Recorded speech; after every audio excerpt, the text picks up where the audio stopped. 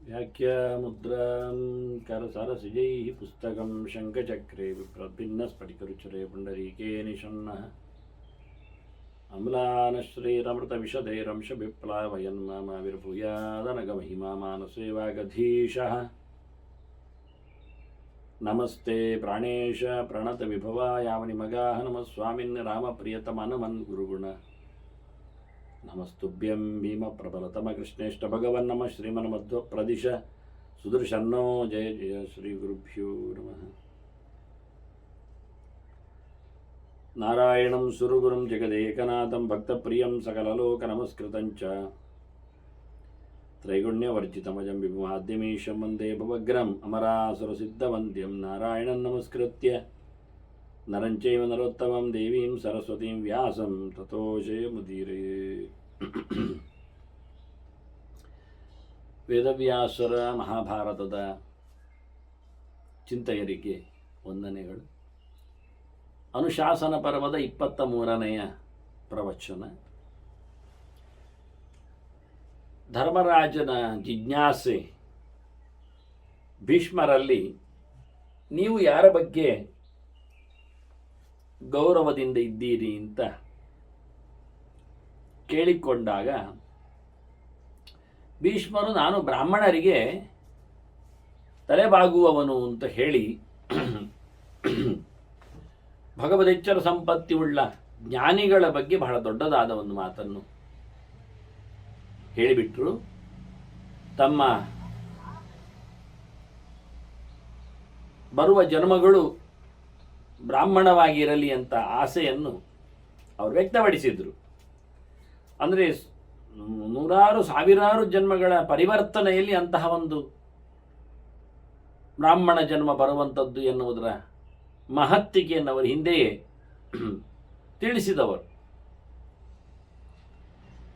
ಹೀಗೆ ಬ್ರಾಹ್ಮಣನಿಗೆ ಬೇಕಾದ ಸೌಕರ್ಯವನ್ನೆಲ್ಲ ನಡೆಸಿಕೊಡುವಂತೆ ಇರಬೇಕು ಅಂತ ಬಹಳ ದೊಡ್ಡದಾದ ಮಾತನ್ನು ಹೇಳುತ್ತಾ, ವೇದಗಳ ಅಭಿಪ್ರಾಯಗಳು ಹಾಗಿವೆ ಅನ್ನುವ ನೆಲೆಯಲ್ಲಿ ವೇದದ ಅಭಿಮಾನಿಗಳು ಹೇಳಿಕೊಂಡ ಮಾತುಗಳು ಅನ್ನುವ ಹಾಗೆ, ಅದರಲ್ಲಿಯೂ 4 ವೇದಗಳು, ಅವುಗಳ ಸೃಷ್ಟಿ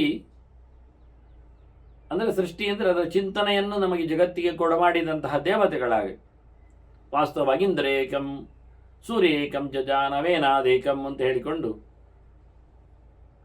ಸೂರ್ಯ, ಚಂದ್ರ, ಇಂದ್ರ ಮತ್ತೆ ಅಗ್ನಿ ಅನ್ನುವುದಾಗಿ 4 ವೇದಗಳ ಸಮಗ್ರವಾಗಿ ಪ್ರತ್ಯೇಕವಾಗಿ ಕೊನೆಯ ಹಂತದಲ್ಲಿ ನೋಡಿಕೊಂಡವರೆನ್ನುವ ನೆಲೆಯಲ್ಲಿ ಅವರ ಮಾತುಗಳು ಎನ್ನುವ ಚಿಂತನೆಯಂತೆ ಹೇಳಿಕೊಳ್ಳುವುದಾಗಿದ್ದರೆ, ಋಗ್ವೇದದ ಮಾತು ಅದನ್ನು ಭೀಷ್ಮರು ವೇದ ಸಂವಾದ ಅಂತ ಚಿಂತನೆಯಲ್ಲಿ ಅದನ್ನು ಕೊಡ್ತಾರೆ.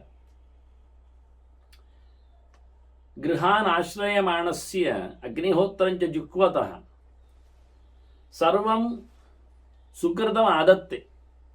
ಯಾವಾಗ? ಯತ್ ಸಾಯೇ ನುದ್ಯತೆ ಅತಿಥಿ,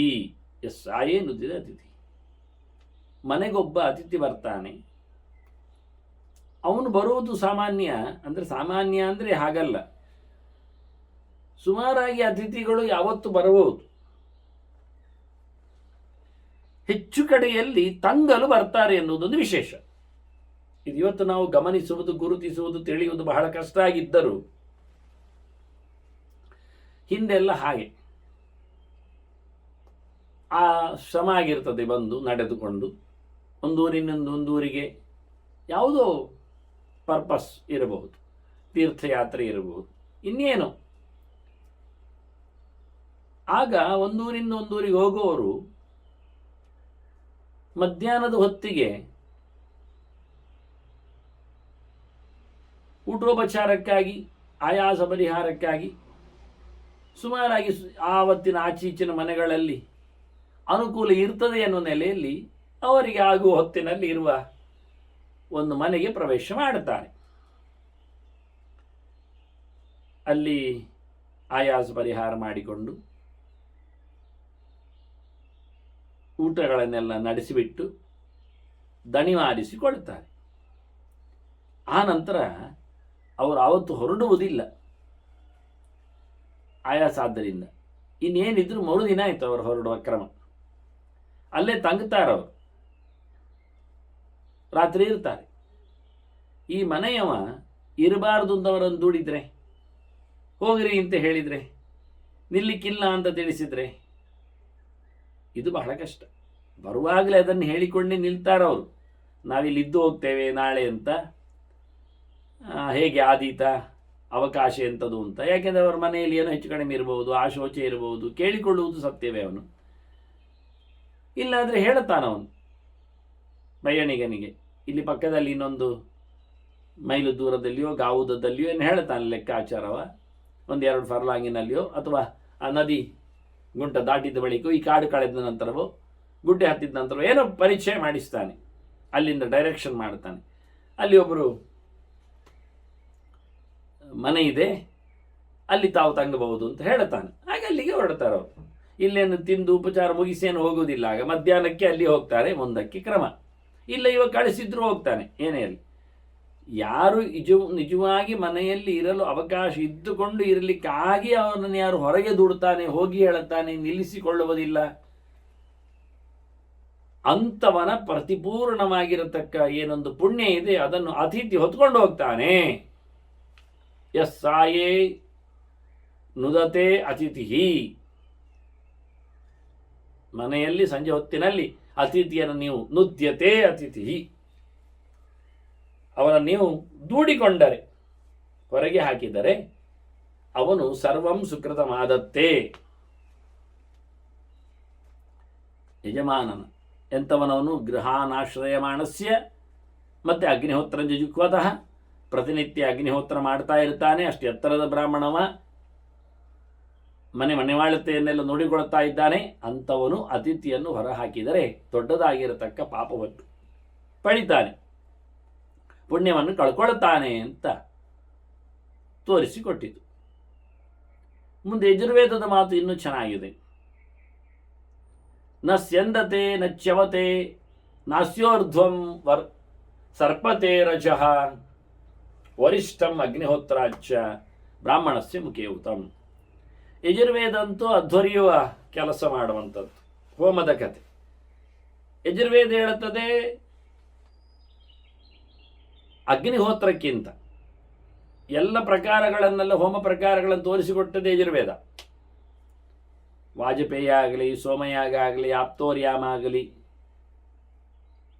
ಪೃಷ್ಟ್ಯ, ಷಳಹ, ದರ್ಶಪೂರ್ಣ ಎಲ್ಲ, ಚಾತುರ್ಮಾಸ್ಯಷ್ಟಿ, ಅಗ್ರಯಣಿಷ್ಟಿ ಎಲ್ಲ ಸೋಮ ಸಂಸ್ಥೆಗಳು, ಪಾಕ ಸಂಸ್ಥೆಗಳು, ಇವನ್ನೆಲ್ಲ ತೋರಿಸಿಕೊಟ್ಟದ್ದು ಯಜುರ್ವೇದ. ಅದೀಗ ಹೇಳ್ತದೆ ವರಿಷ್ಠ ಅಗ್ನಿಹೋತ್ರಾಚ್. ಅಗ್ನಿಯ ಮಾಧ್ಯಮದಲ್ಲಿ ಆಹುತಿಗಳನ್ನು ಕೊಡುವುದಕ್ಕಿಂತ ಶ್ರೇಷ್ಠ ಯಾವುದು ಕೇಳಿದರೆ ಬ್ರಾಹ್ಮಣಸ್ಯ ಮುಖೇಯುತಂ. ಒಬ್ಬ ತಿಳಿದವನಿಗೆ ಊಟ ಹಾಕುವುದುಂಟಲ್ಲ, ಅದು ಅಗ್ನಿಹೋತ್ರಕ್ಕಿಂತ ಮಿಗಿಲು. ಏನು ವಿಶೇಷ ಕೇಳಿದರೆ, ಅಗ್ನಿಹೋತ್ರದಲ್ಲೆಲ್ಲ ಆಹುತಿ ಹೊರಗೆ ಬೀಳ್ತದೆ, ಪೂರ ಅಗ್ನಿಗೆ ಸಿಗ್ತದೆ ಅಂತ ಖಾತ್ರಿ ಇಲ್ಲ. ಇಲ್ಲಿ ಅಂಥದ್ದೆಲ್ಲ ಆಗುವುದೇ ಇಲ್ಲ. ನ ಸ್ಯಂದತೆ ನ ಚ್ಯವತೆ, ಅದರಲ್ಲಿ ತಪ್ಪು ಹೆಚ್ಚು ಕಡಿಮೆ ಆಗ್ತದೆ, ಇಲ್ಲಿ ತಪ್ಪು ಹೆಚ್ಚು ಕಡಿಮೆಯೂ ಇಲ್ಲ. ನಾ ಸ್ಯೋರ್ಧ್ವಂ ಸರ್ಪತೆ ರಜಃ, ಅಲ್ಲಿ ಹೊಗೆ ಹೇಳ್ತದೆ, ಇಲ್ಲಿ ಅದು ಇಲ್ಲ. ನೋಡಿ ಅವರು ಹೇಳುದು, ಕೆಳಗೆ ಬೀಳುವ ಪ್ರಕರಣ ಇಲ್ಲ, ತಾಮಸವಾದ ಕತೆ. ಸುತ್ತ ಸಂಚಾರ ಮಾಡುವ ಕತೆ ಇಲ್ಲ, ರಾಜಸವಾದ ಕತೆ.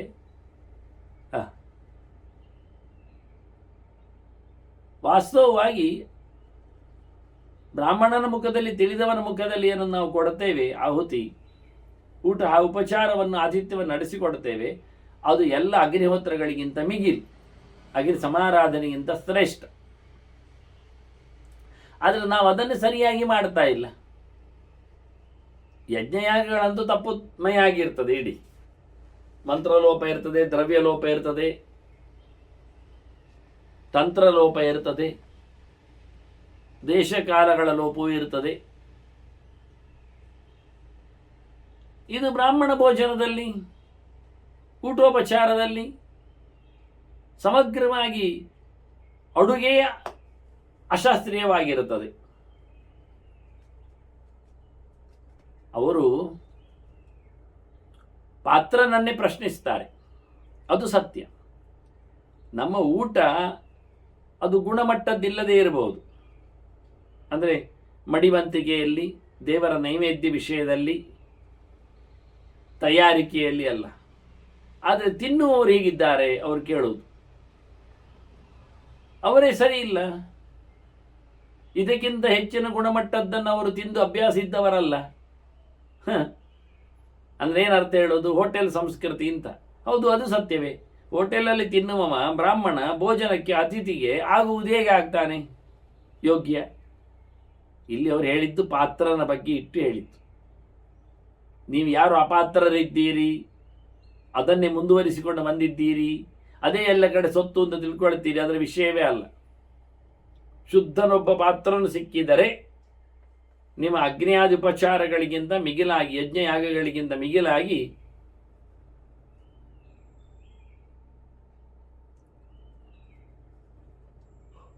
ಯಜ್ಞ ಸಂಬಂಧಿ ಹೊತ್ತಗೆ ಅಭಿಪ್ರಾಯಪಟ್ಟು ಹೇಳುತ್ತದೆ. ವರಿಷ್ಠಮಗ್ನಿಹೋತ್ರಾಚ್ಯ ಬ್ರಾಹ್ಮಣಸ್ಯ ಮುಖೇ ಉತ್ತಮ ಅಂತ. ಇನ್ನೊಂದು ಸಾಮವೇದವೇ ಹೇಳ್ತದೆ, ಎಲ್ಲ ಪಾಪಗಳನ್ನು ಹೊತ್ತುಕೊಂಡು ಹೋಗ್ತಾನೆ ಬಂದವ ಅತಿಥಿ ಜ್ಞಾನಿಯಾದವ. ಹಿಂದೆ ಹೇಳಿದ್ದು ಅವನು ಪುಣ್ಯವನ್ನು ಹೊತ್ಕೊಂಡು ಹೋಗ್ತಾನೆ, ಯಹ ನುತ್ಯತೆ ಸಾಯೇ ಅಂತೇಳಿ ಅತಿಥಿಯಿಂದ.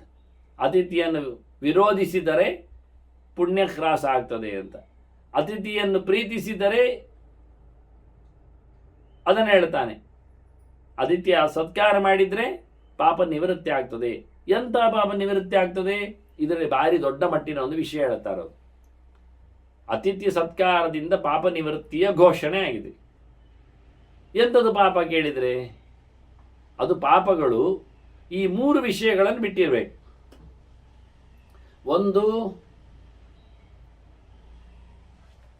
ನಚೇದ್ದಂತಿ ಪಿತರಂ ಮಾತರಂ ವ. ಅವ ಯಾವ ಕಾಲದಲ್ಲಿಯೂ ತಂದೆಯನ್ನಾಗಲಿ ತಾಯಿಯನ್ನಾಗಲಿ ಘಾಸಿಗೊಳಿಸಿರಬಾರದು. ಬದುಕಿನಲ್ಲಿ ಅದೊಂದು ದೊಡ್ಡದಾಗಿರತಕ್ಕಂತಹ ಪ್ರಮೇಯ, ಅಂದರೆ ಸಾಧನೆ, ಜೀವಮಾನದಲ್ಲಿ ಮನುಷ್ಯ ಮಾಡಬೇಕಾಗಿರತಕ್ಕ ಪ್ರಕ್ರಿಯೆಗಳು. ಇವತ್ತು ನಮ್ಮ ವೃದ್ಧಾಶ್ರಮದ ಪರಿಸ್ಥಿತಿಯನ್ನು ಗಮನಿಸಿದರೆ ಇದನ್ನು ಉತ್ತರ ಕೊಡಲಿಕ್ಕೆ ಬರುವುದಿಲ್ಲ. ಪಿತೃಮಾತೃಗಳ ಸೇವೆಯ ಹಿನ್ನೆಲೆಯಲ್ಲಿ ಈ ಒಂದು ವಿಷಯವನ್ನು ಹೊರತುಪಡಿಸಿ, ತಂದೆಯ ವಿಷಯದಲ್ಲಿ ತಾಯಿಯ ವಿಷಯದಲ್ಲಿ ಮಾಡಿರತಕ್ಕ ಅಪಚಾರಗಳನ್ನು ಹೊರತುಪಡಿಸಿ, ಅದು ಮಾತ್ರ ಅಲ್ಲದೆ ಇಲ್ಲಿ ಹೇಳಬೇಕಾದ ಸಂಗತಿ ಅವನು ಯಾವುದು ಕೇಳಿದೆ? ನ ಬ್ರಾಹ್ಮಣಂ ನ ಅಪವಾದಂ ಕರೋತಿ. ಒಬ್ಬ ಬ್ರಾಹ್ಮಣನಿಗೆ, ತಿಳಿದವನಿಗೆ, ಜ್ಞಾನಿಗೆ ಅಪಚಾರ ಮಾಡದೇ ಇದ್ದಲ್ಲಿ ಅಂತ ಒಂದು ಅಂಶವನ್ನು ಸೇರಿಸ್ತಾನೆ. ಹಾಗಾದ್ರೆ ಇಲ್ಲಿ ಹೊರಟು ಭೀಷ್ಮರ ಅಭಿಪ್ರಾಯವನ್ನು ಕೇಳಿದರೆ ವಾಸ್ತವವಾಗಿ ಬ್ರಹ್ಮಾಪಚಾರ, ಬ್ರಹ್ಮಾಪವಾದವನ್ನು ನಡೆಸದೇ ಇದ್ದಲ್ಲಿ ಅದರ ಆಚೆಗಿನ ಅದನ್ನೇನಾಯಿತು? 3 ಅಂಶಗಳು ಬಂದವು. ಒಂದು ಅತಿಥಿ ದೇವೋಭವ ಅನ್ನುವ ಲೆಕ್ಕದಲ್ಲಿ ಮಾತೃದೇವೋಭವ, ಪಿತೃದೇವೋವನ್ನು ಇಟ್ಟುಕೊಂಡು, ಹೀಗಾಗಿ ಯತ್ಕಿಂಚಿತ್ ಅನ್ಯದ್ ವರ್ಜಿನಂ ಕರೋತಿ ಪ್ರೀತೋ ಅತಿಥಿ ತದುಪಹಂತಿ ಪಾಪಂ. ಇಂತಹ ಸಂದರ್ಭದಲ್ಲಿ ಇದರ ಆಚೆಗಿನ ಈ 3 ತಪ್ಪನ್ನು ಬಿಟ್ಟು, ಬ್ರಹ್ಮಾಪವಾದ, ಆನಂತರ ತಂದೆ ತಾಯಿಗಳ ವಿರೋಧ, ಇದು 3 ಅಂಶಗಳನ್ನು ಹೊರತುಪಡಿಸಿದರೆ ಇನ್ಯಾವುದೇ ತಪ್ಪು ಒಪ್ಪುಗಳ, ಹೆಚ್ಚು ಕಡಿಮೆಗಳ, ನ್ಯೂನತೆಗಳ, ಪಾಪಗಳನ್ನೆಲ್ಲ ಪರಿಹರಿಸುವಲ್ಲಿ ಅತಿಥಿಗೆ ಶಕ್ತಿ ಇದೆ ಅಂತ ಹೇಳ್ತಾರೆ.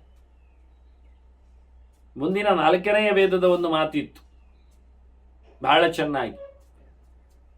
ಒಬ್ಬ ಕೋಪಗೊಂಡು ಯಾವುದೇ ಕೆಲಸವನ್ನು ಮಾಡುವಂತಿಲ್ಲ ಅಂತ ಹೇಳುತ್ತಾನೆ. ಹಿಂದೆ ನಾವು ನೋಡಿದ್ದೇವೆ ಇದನ್ನು. ಪಿತೃಗಳ ಹಿನ್ನೆಲೆಯಲ್ಲಿ ಧರ್ಮರಾಜನ ಯಜ್ಞದ ಕಡೆಯಲ್ಲಿಯೇ ನಕುಲನ ಪ್ರವೇಶ ಅಲ್ಲ, ಧರ್ಮರಾಜನ ತಮ್ಮ ನಕುಲ ಅಲ್ವಾ? ತಮ್ಮ ನಕುಲ ಅಲ್ಲ, ಮುಂಗುಸಿ ಬಂದದ್ದು ಕತೆ ಕೇಳಿದ್ದೇವೆ ನಾವು, ಮುಂಗುಸಿಯ ಕತೆ ವಾಸ್ತವವಾಗಿ. ಹಾಗಾಗಿ ಅದು ಕೋಪದ ಶಕ್ತಿಯಾಗಿತ್ತು, ದುಷ್ಟ ಜೀವ ಅದು. ಹಾಗಾಗಿ ಕಾಮ ಮತ್ತು ಕೋಪ ಇವು ಎರಡರ ಬಗ್ಗೆ ಕೃಷ್ಣ ಬಹಳ ದೊಡ್ಡದಾದ ಒಂದು ಎಚ್ಚರವನ್ನು ಕೊಟ್ಟಿದ್ದ. ಕಾಮೇಶಃ ಕ್ರೋಧಯೇಶಃ ರಜೋಗುಣ ಸಮುದ್ಭವ ಅಂತ. ರಾಜಸವಾದದ್ದು ಇದು. ಹಾಗಾಗಿ ಮನುಷ್ಯನನ್ನು ಕಂಡಬಟ್ಟೆ ಆಡಿಸ್ತದೆ ಅಂತ. ಯಾಕೆ ಅಂದರೆ ತಾಮಸ ಅಲ್ಲಲ್ಲ ಅಂತ ಕೇಳ್ಬೋದು ನಾವು. ಆದರೆ ಅದರ ಪರಿಣಾಮ ತಾಮಸಕ್ಕೆ ಹೋಗ್ತದೆ ಅಂತ ಒಂದು ವಿಷಯ. ಕಾಮದಿಂದಾಗಲಿ ಕೋಪದಿಂದಾಗಲಿ ಮುಂದೆ ಹಿಂಸಾದಿಗಳು ನಡೆಯಲಾಗಿ ಅದರ ರಿಸಲ್ಟ್ ಮುಂದೆ ಹೆಚ್ಚು ಕಡಿಮೆ ಆದಾಗ ಅದು ತಾಮಸಕ್ಕೆ ಹೋಗ್ತದೆ. ಹಾಗಾಗಿ ರಾಜಸ ಅಂತ ಹೇಳುವುದು ಯಾಕೆ ಅಂದರೆ ಅದರಲ್ಲಿ ಕಂಡಾಬಟ್ಟೆ ವ್ಯಾಪಾರಗಳಿರಲಿಕ್ಕೆ ಹೋಗಿ, ಕ್ರಿಯಾಕಲಾಪಗಳು ಇರಲಿಕ್ಕೆ ಹೋಗಿ ಅದನ್ನು ರಾಜಸ ಅಂದರು. ಅಷ್ಟೇ ಅಲ್ಲದೆ ಇನ್ನೊಂದು ವಿಶೇಷ ಅಂತ ಕೇಳಿದರೆ ಅದು ಕಾಣುವಾಗ ಸಾತ್ವಿಕದಂತೆ ಕಾಣುತ್ತದೆ ಅಂತ. ಅದರ ಮುಖ ವೇಷ ಎಲ್ಲ ಸತ್ವಪ್ರಧಾನವಾಗಿ ಅನಿಸ್ತದೆ, ಆದರೆ ವಾಸ್ತವವಾಗಿ ತಳ್ಳುವಂಥದ್ದು ತಾಮಸಕ್ಕೆ ಅಂತ. ಹೀಗಾಗಿ ಅದನ್ನು ರಾಜಸ ಅಂತ ಗಮನಿಸಿತ್ತು. ನಿಜವಾಗಿ ತಾಮಸವೇ, ಅದರ ಮೇಲು ನೋಟಕ್ಕೆ ಹಾಗೆ. ನಾವು ಈ ಇಡೀ ಮೆಣಸನ್ನು ಹಿಟ್ಟಿನಲ್ಲಿ ಮುಳುಗಿಸಿ ಎಣ್ಣೆಯಲ್ಲಿ ಕಾಯಿಸಿ ತಿನ್ನುವುದೆಲ್ಲ ಉಂಟು. ಅದೊಂದು ಬಹಳ ಕಡೆಯಲ್ಲಿ ಭಾರಿ ಗೌಜಿಯಲ್ಲಿ ಅದರದ್ದು ಎಂಥದ್ದು ಮಿರ್ಚಿ ಎಂಥದ್ದು ಹೇಳಿಕೊಂಡು ಅದನ್ನೆಲ್ಲ ಭಾರಿ ವಿಶೇಷವಾಗಿ ಅದನ್ನು ಗಮನಿಸ್ತಾರೆ, ಗುರುತಿಸ್ತಾರೆ. ಆದರೆ ನೀವು ಎಂಥ ಪ್ರಕಾರದಲ್ಲಿ ಅದನ್ನು ಬೇಕಾದ್ರೆ ನೀವು ತುಪ್ಪದಲ್ಲಿಯೇ ಕಾಯಿಸಿರಿ, ಇದರಿಂದ ಸಾತ್ವಿಕವಾದ ಒಂದು ಪ್ರಭಾವವನ್ನು ಕೊಡಲಿಕ್ಕೆ ಕಷ್ಟಪಡಿ. ಅದು ಹಿಟ್ಟಿನಲ್ಲಿ ಅದನ್ನು ಮುಳುಗಿಸಿ ಅದನ್ನು ಕಾಣದಂತೆ ನೀವು ಅದನ್ನು ಕೋಟ್ ಹಾಕಿ ಅದನ್ನು ರಾಜಸವನ್ನಾಗಿಸಬೇಕಾದ್ರೆ, ಆದರೆ ಒಳಗೆ ಕೂತದ್ದು ಏನು? ಅದು ಮೆಣಸು. ಅದರ ಗತಿ ಏನು? ಅದು ತಾಮಸ.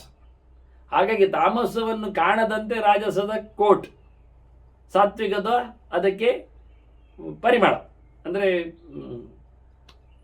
ಅದರ ಮೇಲೆ ಸ್ಪ್ರಿಂಕ್ಲ್ ಮಾಡಿತ್ತು, ಒಂದು ದೃಷ್ಟಿಯಿಂದ ಲೇಪನಗೊಟ್ಟದ್ದು.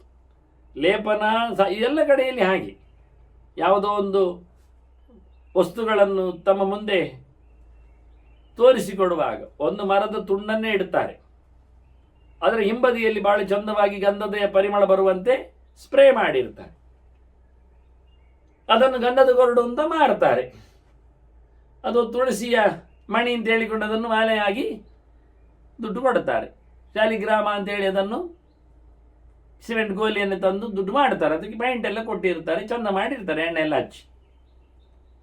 ಹಾಗೆ ಕೋಪ ಎನ್ನುವುದು ಅದು ಮೈಲಿಗೆಯ ವಿಷಯ. ಸಾತ್ವಿಕವಾದ ಕೋಪಗಳು, ಸಾತ್ವಿಕವಾದ ಕಾಮಗಳು ಇವೆ, ಆದರೆ ಅದು ಬಹಳ ಕಡಿಮೆ. ಅದನ್ನು ಇಟ್ಟುಕೊಂಡು ಇದನ್ನು ಸಹ ರಾಜಸ ಅಂತ ಹೇಳಲಿಕ್ಕೆ ಅದಕ್ಕೋಸ್ಕರ ಹೇಳಿದ್ದು, ಸಾತ್ವಿಕದ ಪ್ರವೃತ್ತಿಯ ಜತೆಯಲ್ಲಿ ಇರ್ತದೆ ಹೇಳಿಕೊಂಡು, ಎಲ್ಲ ಕಾಲದಲ್ಲಿ ಅಲ್ಲ. ಆದ್ದರಿಂದ ಕೋಪದವ ಮಾಡಿದ ಎಂಥದ್ದು ಸಹ ಕೆಲಸಕ್ಕೆ ಬರುವುದಿಲ್ಲ ಅಂತ ಹೇಳ್ತಾರೆ. ಅವ ದಾನ ಮಾಡಲಿ, ಜಪ ಮಾಡಲಿ, ಹೋಮ ಮಾಡಲಿ, ತಪಸ್ಸು ನಡೆಸಲಿ, ಎಂಥದೇ ಆಗಲಿ, ಯತ್ ಕ್ರೋಧನಃ ಯಜತೆ ಯದ್ ದದಾತಿ ಯದ್ವಾ ತಪಃ ತಪ್ಯತಿ ಯಜ್ಜುಹೋತಿ ವೈವಸ್ವತೋ ಹರತೆ ಸರ್ವಮಸ್ಯ. ಅವನು ಮಾಡಿದ ಧರ್ಮಕರ್ಮಗಳಿಗೆ ಧರ್ಮದೇವತೆಯೇ ಸಾಕ್ಷಿಯಾಗಿರ್ತದೆ. ಅಷ್ಟೇ ಅಲ್ಲದೆ ಕೋಪ ಬಂದದ್ದು ಧರ್ಮಕ್ಕೆ ಕೇಳಿದ್ದರಿಂದ ಧರ್ಮವೇ ಕುಪಿತನಾಗ್ತಾನೆ. ಅಂದ್ರೆ ಏನಾಗ್ತಾನವ? ಅವನು ಬಣ್ಣ ಚೇಂಜ್ ಮಾಡ್ತಾನೆ, ಅವನು ರೂಪ ವ್ಯತ್ಯಾಸಗೊಳಿಸ್ತಾನೆ, ಅವನೇ ವಿರೂಪನಾಗಿ ಬಿಡುತ್ತಾನೆ, ಅವನೇ ಕಾಲನನಿಸ್ತಾನೆ, ಅವನೇ ಯಮನಾಗ್ತಾನೆ. ನೋಡಿ, ಧರ್ಮವೇ ಕೋಪದಲ್ಲಿ ಮಾಡಿಕೊಂಡಾಗ ಅದು ಯಮನ ಪಾಲಾಗ್ತದೆ. ಎಂತ ಮಾಡುವ?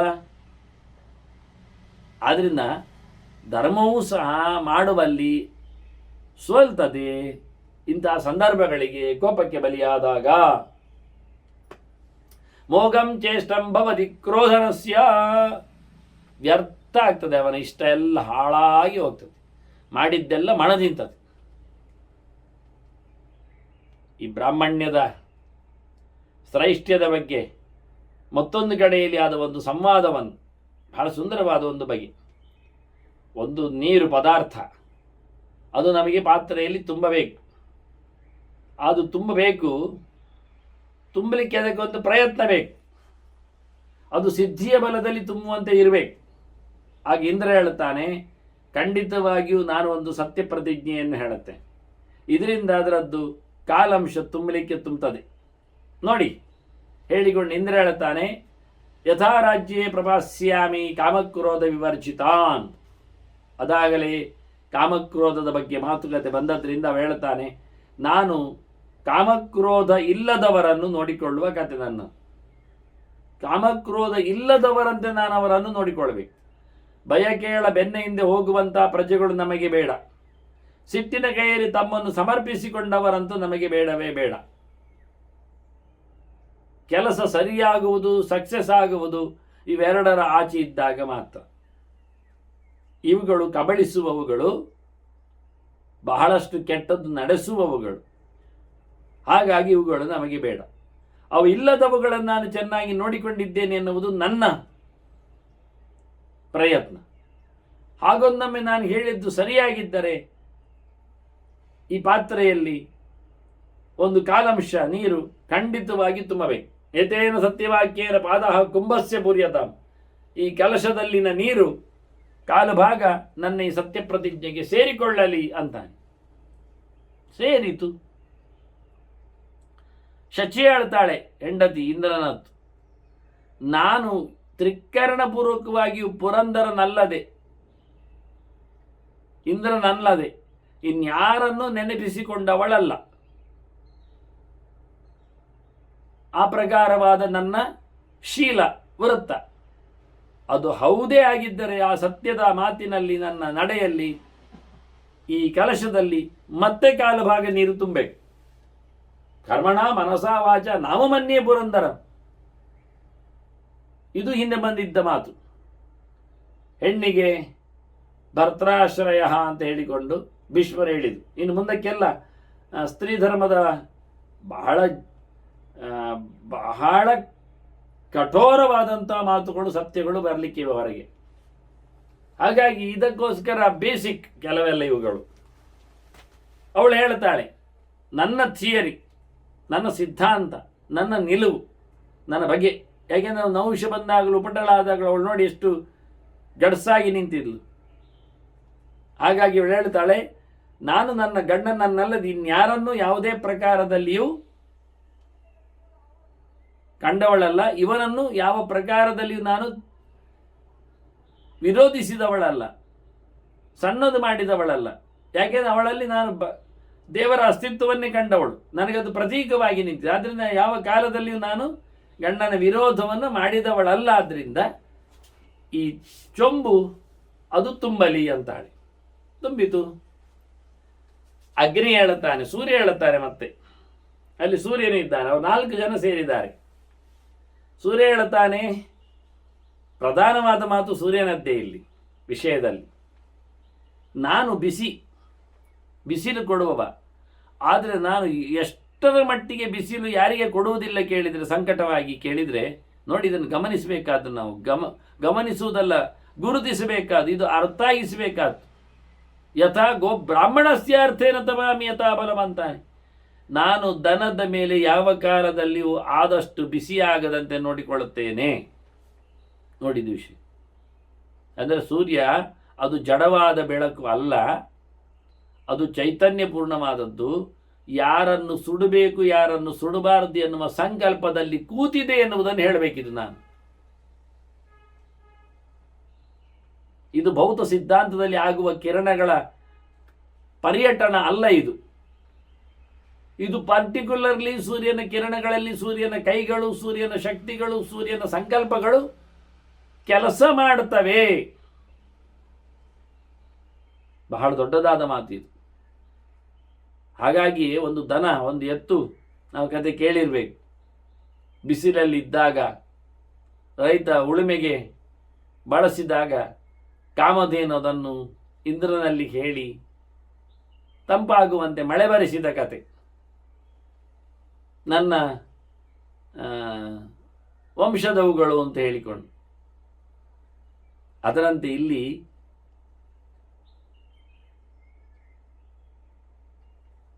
ಸೂರ್ಯ ಹೇಳುತ್ತಾನೆ, ನಾನು ದನಗಳಿಗಾಗಲಿ ಜ್ಞಾನಿಗಳಿಗಾಗಲಿ ಯಾವತ್ತು ಬಿಸಿಲು ಊಟ ಮಾಡಿದವಲ್ಲ. ನನ್ನ ಬಿಸಿಲಿನಿಂದ ಅವರಿಗೆ ಸಂಕಟ ಕೊಟ್ಟವನಲ್ಲ. ನಾನು ಅವರಿಗೆ ತಲೆಬಿಸಿ ಮಾಡಲಿಲ್ಲ. ಯಾರು ಬ್ರಾಹ್ಮಣರಿಗೆ ಅಂತಾನೆ, ಜ್ಞಾನಿಗಳಿಗೆ ಅಂತಾನೆ. ತಿಳ್ಕೊಳ್ಳಿ ನೀವು. ಊರಿನ ಎಲ್ಲ ಜನರ ಮೇಲೆಯೂ ಸೂರ್ಯನ ಕಿರಣಗಳ ಬಿಸಿ ಒಂದೇ ಪ್ರಕಾರ. ಭೌತಶಾಸ್ತ್ರ ಪ್ರಕಾರ. ಆದರೆ ಸೂರ್ಯ ಹೇಳ್ತಾನೆ ನನ್ನ ಕತೆ ಬೇರೆ ಅಂತಾನೆ, ನಾನು ಬಿಸಿ ಮಾಡುವುದಿಲ್ಲ ಅವರನ್ನು ಅಂತಾನೆ. ಹಾಗಾಗಿ ಅವರು ಬಟಾಬಯಲಿನಲ್ಲಿ ಹೋಗಬಹುದು. ಬ್ರಹ್ಮಜ್ಞಾನಿಗೆ ಎಕ್ಸ್ಕ್ಯೂಸ್ ಇದೆ, ಭೌತ ವಿಜ್ಞಾನದ ನಿಯಮಗಳು ಅಲ್ಲಿ ಕೆಲಸ ಮಾಡುವುದಿಲ್ಲ. ಯಾಕೆ? ಸೂರ್ಯನೇ ಅದಕ್ಕೆ ಸಾಕ್ಷಿ. ಹೇಳ್ತಾನೆ ಇದು ನನ್ನ ಕೆಲಸ ಅಂತಾನೆ. ನಾನು ತಿಳಿದವನಿಗೆ ಬಿಸಿ ಮಾಡುವುದಿಲ್ಲ, ಅವನನ್ನು ನಾನು ಬಿಸಿಲಿನಲ್ಲಿ ಕಂಗೆಡಿಸುವುದಿಲ್ಲ, ಅವನಿಗೆ ನಾನು ತಂಪು ಮಾಡುತ್ತೇನೆ, ಆದಷ್ಟು ಕಮ್ಮಿ ಮಾಡುತ್ತೇನೆ ನನ್ನ ಪ್ರತಾಪವನ್ನು. ಹಾಗೆಯೇ ದನಕ್ಕೂ ಸಹ ದನಕ್ಕೂ ಜ್ಞಾನಿಗೂ ನಾನು ಯಾವತ್ತು ಮಣ್ಣೆಣ್ಣೆ ಕೊಡುವವ, ನಾನು ಕಂಟ್ರೋಲ್ ಮಾಡಿ ಬಿಸಿಯನ್ನು ಅವರ ಮೇಲೆ ಬಿಡದವನು ಅಂತ ಹೇಳಿಕೊಡ್ತಾನೆ. ಇದರಿಂದ ಏತೇನು ಸತ್ಯವಾಕ್ಯನ ಪಾದ ಕುಂಭಸಿ ಅದು ಹೌದೇ ಆದರೆ ಕಲಶ ತುಂಬಿತು, ನೀರು ಮೇಲೆ ಬಂತು, ಸತ್ಯ ಆಯಿತು. ಅಗ್ನಿ ಹೇಳ್ತಾನೆ ನನಗೂ ಬ್ರಾಹ್ಮಣರ ಮೇಲೆ ಇಷ್ಟ ಉಂಟು ನೋಡಿ, ನಾನು ಹೇಳುತ್ತೇನೆ ಬ್ರಾಹ್ಮಣರ ಬಗ್ಗೆ ಅಂತಾನೆ. ಎಂತ ಹೇಳ್ತಿ? ನನ್ನದು ಒಂದು ಪ್ರತಿಜ್ಞೆ, ನಾನು ಕೊಟ್ಟದ್ದನ್ನೆಲ್ಲ ತಿನ್ನುವುದಿಲ್ಲ. ನೋಡಿ, ಇವನು ಸತ್ಯ ವಿಷಯ ಬಂದ, ಇಲ್ಲಿಗೆ ನೇರ ಬಂದ. ಯಾಜುಷ ಪದ್ಧತಿಯೇ ಯಜ್ಞ ಕಾಂಡವೇ ಮಾತಾಡಿತ್ತು, ನನಗೆ ತುಂಬ ಇಷ್ಟ ಅಗ್ನಿಹೋತ್ರಕ್ಕಿಂತ ಬ್ರಾಹ್ಮಣನ ಊಟ ಹಾಕುದು. ನೋಡೋದಕ್ಕೆ ಕಾಯ್ತಾ ಇರ್ತದೆ. ಎಲ್ಲರೂ ಹೋಮ ಮುಗಿಲಿಲ್ಲ ಅಂತ ಬೊಬ್ಬೆ ಹೊಡಿತಾ ಇದ್ರೆ ಹೋಮ ಹೇಳ್ತದೆ ಬೇಗ ಅವ್ರಿಗೆ ಊಟ ಆಗಲಿಲ್ಲ ಅಂತ. ನೋಡಿ, ಇಬ್ಬರಿ ಸಂಕಟ ನೋಡಿ. ಎಲ್ಲರನ್ನು ಬರಲಿಕ್ಕೆ ಹೇಳಿರ್ತಾರೆ ಊಟಕ್ಕೆ, ಯಾವುದೋ ಶಾಂತಿ ಸಮಾರಾಧನೆಗಳು ನಡೀತಾವೆ, ಅವರೆಲ್ಲ ಕಾಯ್ತಾ ಇರ್ತಾರೆ ಯಾವತ್ತು ಊಟ ಆಗ್ತಾರೆ. ಇವರದ್ದು ಇನ್ನೂ ಉದ್ದ ಆಗ್ತಾರೆ ನೋಡಿ. 2 ಗಂಟೆ ಆಯ್ತು, 2:15 ಆಯ್ತು, 3 ಆಗ್ತದೆ, ಕೊನೆಗೆ ತೀರ್ಥ ಪ್ರಸಾದ ಆಗುವಾಗ 4 ಗಂಟೆ ಆಗ್ತದೆ. ಎಂಥ ಕಷ್ಟ ಇರ್ತದೆ. ಉರಿಯುವ ಬೆಂಕಿಯು ಶಾಂತವಾಗಿರುತ್ತದೆ, ಸಮಯಕ್ಕೆ ಸರಿಯಾಗಿ ಆಗುವುದಿಲ್ಲ. ಈಗ ಎಲ್ಲ ಎಷ್ಟು ಸಮಸ್ಯೆ ಇಲ್ಲ, ಯಾಕೆಂದರೆ ತಿಂದುಕೊಂಡು ಬಂದವರು ಇರ್ತಾರೆ ಒಂದು ಸರ್ತಿ, ಎರಡನೇದು ಬಂದ ನಂತರ ತಿನ್ನಲಿಕ್ಕೆ ಕೊಟ್ಟಿರ್ತಾರೆ, ಮತ್ತು ಮಧ್ಯೆ ಮಧ್ಯೆಯಲ್ಲಿ ಕುಡಿಲಿಕ್ಕೂ ಬರ್ತದೆ, ಮತ್ತು ಹೆಚ್ಚು ತಿನ್ನುವ ಜಾತಿಗಳು ಅಲ್ಲ ಅವರು. ಆದರೆ ಹಿಂದೆ ಹಾಗಲ್ಲ, ದಿನಕ್ಕೆ 2 ಊಟದವರು, ಅದು ಪರ್ವಕಾಲಗಳಲ್ಲಿ 1 ಊಟದವರು. ಅದರಿಂದ ಪರ್ವಕಾಲದ ಮರುದಿನ ಬಂದರೆ ಸಿಕ್ಕಿಬೀಳ್ತಾರೆ ಅವರು. ದ್ವಾದಶಿ 1 ಊಟ, ಅದು ಬೆಳಿಗ್ಗೆ ಪಾರಣ ಮಾತ್ರ, ಮತ್ತೆ ಊಟ ಮಾಡಿದರೆ ಇನ್ನು ತ್ರಯೋದಶಿ ಅವರು, ಅದು ಮಧ್ಯಾಹ್ನವೇ. ನಾನು ಹಾಗೆ ಮಾಡ್ತಿದ್ದವ ಹಿಂದೆ. ದಶಮಿ 1 ಊಟ ಮಾಡೋದು, ಬೆಳಿಗ್ಗೆಯೂ ನೀರೆಲ್ಲ ಕುಡಿಲಿಕ್ಕಿಲ್ಲ, ಮಧ್ಯಾಹ್ನ ಊಟದ ನಂತರವೂ ನೀರೆಲ್ಲ ಕುಡಿಲಿಕ್ಕಿಲ್ಲ. ಮರುದಿನ ಏಕಾದಶಿ ಫುಲ್ ಉಪವಾಸ ನಿರ್ಜಲ. ಮರುದಿನ ದ್ವಾದಶಿ ಬೆಳಿಗ್ಗೆ ಪಾರಣ. ಬೆಳಿಗ್ಗೆ ಪಾರಣ ಮುಗಿದ ನಂತರ ಮತ್ತೆ ನೀರು ಕುಡಿಲಿಕ್ಕಿಲ್ಲ, ಹಣ್ಣು ತಿನ್ನಲಿಕ್ಕಿಲ್ಲ, ಫಲಾರ ಮಾಡಲಿಕ್ಕಿಲ್ಲ, ಊಟ ಮಾಡಲಿಕ್ಕಿಲ್ಲ ಅವತ್ತಿಡೀ. ಮತ್ತೆ ಏನಿದ್ರು ಮರುದಿನ ತ್ರಯೋದಶಿ. ಆ ಮರುದಿನ ತ್ರಯೋದಶಿಯು ಪಾರಣ ಅಲ್ಲ, ಮರುದಿನ ಮಧ್ಯಾಹ್ನ ತ್ರಯೋದಶಿಗೆ ಊಟ ನೀರು ಏನಿದ್ರು. ಬಾಯಿ ತೆರೆಯುವುದು ಅಂದರೆ ಆಗ, ಬಾಯಿ ಒಳ ಹಾಕುವುದು ಅಂದರೆ ಆಗ. ಹೀಗೆ ಒಂದು ಸರ್ತಿ ಒಂದು ಬಗೆಯಲ್ಲಿ ಅಲ್ಲ, ಯಾವಾಗಲೂ ವರ್ಷಗಟ್ಟಲೆ. ಅದರಲ್ಲಿ ಮಾತ್ರ ಇಷ್ಟೇ ಅಲ್ಲ, ದಶಮಿ ಮತ್ತು ದ್ವಾದಶಿಯಲ್ಲಿ 1 ಊಟದಲ್ಲಿಯೂ ತಿನ್ನುವುದರಲ್ಲಿಯೂ ಉಪ್ಪು ಹುಳಿಕಾರ ಇಲ್ಲ. ಅಕ್ಷರ ಲವಣ ಸರ್ವೇ ತಿಷ್ಟದ್ವಂಚೈಕ ಭೋಜನ ಅಂತ ಮಧ್ವಾಚಾರ್ಯರು ಕೃಷ್ಣಾಮೃತ ಮಾನದಲ್ಲಿ ಹೇಳಿದ ಮಾತು ಅದು. ತಿಷ್ಟದ್ವಂಚ ಏಕಭೋಜನ, 1 ಊಟ ಅಂತ ಹೇಳಿಕೊಂಡಿದ್ದಾರೆ ಅವರು. ಮತ್ತೆ 1 ಊಟದಲ್ಲಿ ಉಪ್ಪು ಹುಳಿಕಾರ ಮಾಡ್ಲಿಕ್ಕಿಲ್ಲ ಅಂತ. ಈ ಗೆರೆಯನ್ನೇ, ಈ ಶ್ಲೋಕವನ್ನೇ ವೇದವ್ಯಾಸರು ಕೊಟ್ಟದ್ದನ್ನು ಮಧ್ವಾಚಾರ್ಯ ಎತ್ತಿಟ್ಟದ್ದನ್ನೇ ತೆಗೆದಾಕಿದವರಿದ್ದಾರೆ. ಯಾಕೆ ಹೇಳಿದರೆ ಅದು ನಮ್ಮ ಮಠದಲ್ಲಿ ಹಾಗೆ ಸಂಪ್ರದಾಯ ಇಲ್ಲ ಎಂದು ಕರ್ಮ. ಇವರ ಮಠಕ್ಕೊಂದು ಸಂಪ್ರದಾಯವ. ವಿಚಿತ್ರವಾಗಿದೆ ಕೆಲವೊಮ್ಮೆ ಮಠದ ಸಂಪ್ರದಾಯ ಅಂತ ಬಾಯಲ್ಲಿ ಹೇಳುವಾಗ. ಈ ಕೆಲವು ದೇಹದಲ್ಲಿ ಹಾಕತಕ್ಕಂಥ ಊರ್ದು ಪುಂಡ್ರಗಳಲ್ಲಿ ಅವರದ್ದೊಂದು ಸಂಪ್ರದಾಯ ಅಂತ ಹೇಳಿಕೊಂಡು ಎಲ್ಲಿ ಗೀಚುವುದು ಉಂಟು, ಅದನ್ನು ಹೇಳಿಕೊಂಡು ಬರುವುದುಂಟು. ಅದು ತಪ್ಪಿದರೆ ಮತ್ತೆ ನರಕಾದ್ಯ ಅನರ್ಥವನ್ನೆಲ್ಲ ಕೂಗುವುದುಂಟು ಇವರು. ಅದು ಇದ್ದರೆ ತಾನೇ ತಪ್ಪುವುದು ನರಕಾದ್ಯ ಅನರ್ಥ. ಹಾಗೆ ಪ್ಯಾಂಟ್ ಹಾಕೊಂಡು ಶರ್ಟ್ ತಕ್ಕೊಂಡು ಬರಲಿಕ್ಕೆ ಅಂತ ಒಂದುಂಟು, ಅದು ಸಂಪ್ರದಾಯ. ಅದು ನಮ್ಮ ಮಠದಲ್ಲಿ ಹೀಗೆ. ನೀವು ಎಂತ ಬೇಕಾದ್ರೆ ಪ್ಯಾಂಟ್ ಹಾಕಿ, ಎಷ್ಟು ದೊಡ್ಡ ಬೇಕಾದರೂ ಪಟ್ಟಿ ಹಾಕಿ, ಶರ್ಟ್ ಅಂತೂ ತೆಗಿ. ಎಂಥ ಕರ್ಮಕ್ಕೆ ಶರ್ಟ್ ತೆಗೆಯುವುದು ಏನು ಅಂತ ಅವರಿಗೆ ಅಳಕಾಗತ್ತೆ. ಬೇರೆಯವರು ಹೇಳುತ್ತಾರೆ ಇದು ದುರುದ್ದೇಶಪೂರಿತವಾದದ್ದು, ನಾವು ಯಜ್ಞೋಪವೀತ ಉಂಟವರ ಇಲ್ಲದವರ ಅಂತ ತಿಳಿಲಿಕ್ಕೆ ಮಾಡ್ತಾ ಇರತಕ್ಕ ಪ್ರಕರಣ ಇದು. ಇದೆಲ್ಲ ಅತ್ಯಂತ ಹೇಯವಾದ ನೀಚವಾದ ಕೆಲಸ ಆಗಿರ್ತದೆ. ಇದು ಭಕ್ತರನ್ನು ಸತಾಯಿಸುವ ಒಂದು ಬಗೆ ಆಗ್ತದೆ. ಇದು ಸಿದ್ಧಾಂತ ಅಲ್ಲ, ಇದು ಧರ್ಮ ಅಲ್ಲ. ಈ ನಮೂನೆಯ ಸಂಪ್ರದಾಯಗಳಿಗೆಲ್ಲ ಧರ್ಮ ಅಂತ ಇದು ಸಂಪ್ರದಾಯವೂ ಅಲ್ಲ. ಇದು ಕೆಟ್ಟ ಆಚರಣೆ ಅಷ್ಟೇ. ಆ ಲೆಕ್ಕಾಚಾರದಂತೆ ಇದು ವಿಷಯಗಳು ವಾಸ್ತವವಾಗಿ. ಹಾಗಾಗಿ ಇಂಥ ನೆಲೆಯಲ್ಲಿ ಕೂತು ಊಟ ಮಾಡ್ತಾ ಬಂದವನಿಗೆ ತ್ರಯೋದಶಿಯೊಂದು ಒಂದೊಮ್ಮೆ ಕಾರ್ಯಕ್ರಮದ ಊಟ ಅಂತ ಆಗಿಬಿಟ್ರೆ ಅವರು 1-2 ಗಂಟೆಯಲ್ಲಿ ಬಿಟ್ಟು 3-4 ಗಂಟೆಗೆ ಅವರದು ಶಾಂತಿ ಸಮಾರಾಧನೆ ಊಟ ಹಾಕ್ತಾರೆ ಅಂತಾದರೆ ಇವ ಪಡಚಾಗ್ತಾನೆ, ಒದ್ದಾಡ್ತಾನೆ. ನಿಜವಾಗಿ ಹೇಳೋದಾದರೆ ಇಂಥವ್ರು ಊಟಕ್ಕೆ ಸಿಗುವುದಿಲ್ಲ ತಿಳ್ಕೊಳ್ಳಿ. ಗಮ್ಮತ್ತು ಅಂದರೆ ಅಷ್ಟೇ, ಯಾಕೆಂದರೆ ಅವನಿಗೆ ಗೊತ್ತು ಸಿಗಿಬಿಡುವುದಿಲ್ಲ. ದಶಮಿ ಊಟಕ್ಕೆ ಬರ್ತಾರೆ ಯಾರಾದರೂ? ಬರುವುದಿಲ್ಲ. ಯಾಕೆ? ಉಪ್ಪು ಹುಳಿಕಾರ ಅಲ್ಲದ್ದು ಇಲ್ಲ ಆಗಿದೆ ಅಂತ. ದ್ವಾದಶಿ ಊಟಕ್ಕೆ ಬರ್ತಾರೆ ಯಾರಾದರೂ? ಇಲ್ಲ. ಉಪವಾಸ ಮಾಡಿದವನು ಸಿಗುವುದಿಲ್ಲ. ಯೋಗ್ಯನು ಊಟಕ್ಕೆ ಬರುವುದಿಲ್ಲ, ಅಯೋಗ್ಯನಿ ಊಟ ಹಾಕುವುದರಿಂದ ಪುಣ್ಯ ಬರುವುದಿಲ್ಲ. ವಿಷಯ ಇಷ್ಟೇ. ಜನ ಅದನ್ನೇ ಅಲ್ಲದೆ ಇನ್ನೆಂತ ಮಾಡೋದು ಪಾಪ ಅಂತಾರೆ. ಬೇರೆ ಜನ ಇಲ್ಲ ನಮಗೆ ಊಟ ಹಾಕಬೇಕು. ಹಾಗಾದರೆ ಇದು ಅತ್ಯಂತ ಹೇಯವಾದ ಕೆಲಸ ಆಗ್ತದೆ. ಹೇಳದ ವ್ಯಕ್ತಿಗೆ ಊಟ ಹಾಕುವುದರಿಂದ ಪ್ರಯೋಜನ ಏನಾಗುವುದಿಲ್ಲ. ಕುಡಿಯುವವರಿಗೆ, ಸೇದುವವರಿಗೆ, ಇಂಥವರಿಗೆಲ್ಲ ಊಟ ಹಾಕುವುದರಿಂದ ಏನು ಪುಣ್ಯ ಬರ್ತದೆ? ಏನು ಬರುವುದಿಲ್ಲ. ಹಾಗೆ ಇಲ್ಲಿ ಸ್ಪಷ್ಟವಾಗಿ ಅಗ್ನಿ ಹೇಳುತ್ತಾನೆ, ನಾನು ಉಣ್ಣುವುದಿಲ್ಲ, ತಗೊಳ್ಳುವುದಿಲ್ಲ, ಆಹುತಿ ಕೊಟ್ಟದ್ದನ್ನು ಸ್ವೀಕರಿಸುವುದಿಲ್ಲ. ಯಾಕೆ ಹಠ ಮಾಡ್ತಿ ಕೇಳಿದರೆ, ನಾನು ಎಲ್ಲಿ ಯೋಗ್ಯರಾದ ಬ್ರಾಹ್ಮಣರಿಗೆ ಊಟ ಹಾಕುವ ವ್ಯವಸ್ಥೆ ಇಲ್ಲವೋ ಅಲ್ಲಿ ನಾನು ಸಮಾರಾಧನೆಯಲ್ಲಿ ಅಗ್ನಿಯಾಗಿ ನಾನು ಉರಿದು ಅವರಿಗೆ ಸಂತೋಷ ಕೊಡತಕ್ಕಂಥ ವ್ಯವಸ್ಥೆಯಲ್ಲಿ ಬರುವುದಿಲ್ಲ ಅಂತ. ಯಥಾಹ ತತ್ರ ನಾಶ್ನಾಮಿ ಯತ್ರ ನಾಶ್ನಂತಿ ವೈ ದ್ವಿಜಾಹ, ಯತ್ರ ನಾಶ್ನಂತಿ ವೈ ದ್ವಿಜಾಹ, ಎಲ್ಲಿ ತಿಳಿದ ಬ್ರಾಹ್ಮಣರು ಜ್ಞಾನಿಗಳು ಊಟಕ್ಕೆ ಇಲ್ಲ ಅಂತ ಕಡೆಯಲ್ಲಿ ನಾನು ಹೋಮದಲ್ಲಿ ಆಹುತಿ ಸ್ವೀಕಾರ ಮಾಡುವುದಿಲ್ಲ ಅಂತ. ಅಗ್ನಿಯಲ್ಲಿ ಆಹುತಿ ಕೊಟ್ಟರೆ ಅದಕ್ಕೆ ಅನುಗುಣವಾಗಿ ಮುಂದಕ್ಕೆ ಜ್ಞಾನಿಗಳ ಸಮಾರಾಧನೆಯನ್ನು ನಡೆಸಬೇಕೆನ್ನುವುದು ಕ್ರಮ. ಇಲ್ಲ ಆದರೆ ಇಲ್ಲ, ಇದರಿಂದ ಸೋಲ್ತಾರೆ. ಅದಕ್ಕೆ ಅಗ್ನಿ ಹೇಳ್ತಾರೆ, ನಾನು ಅಲ್ಲಿ ತಗೊಳ್ಳೇ ಇಲ್ಲ, ಅವರು ಸುಮ್ಮನೆ ಉರಿಸಿದಾಗಿ ಬಿಟ್ಟಿದ್ದಾರೆ ಅಂತಾನೆ.